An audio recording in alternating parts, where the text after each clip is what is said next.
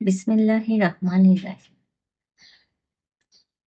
স্বাগতম দেহে নীরব দেশে, এক ভেতরের জগৎ যেখানে আত্মা, হৃদয় আর চেতনার আলোর পথে হাঁটে।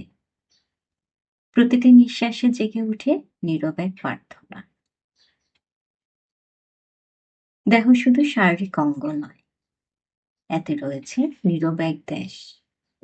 হৃদয়, দৃষ্টি, জিহ্বা, কান, হাত, পা, বুক এবং আত্মা সবই এক নীরব রাজপথ, যেখানে হৃদয় সত্যের স্পন্দন আনে, দৃষ্টি করুণার দরজা খোলে, জিহ্বা কোমল বাণী ছড়ায়, কান নেয়ার বদলে বোঝার শক্তি গড়ে, হাত দেয়ার কাজ করে, পা সত্য পথে চলে, আর বুক সাহস জাগায়। যখনই দয়া, ধৈর্য, সততা ও সাহস মিলিত হয়, তখনই এসব মিলেই দেহ আলোয় ভরে ওঠে।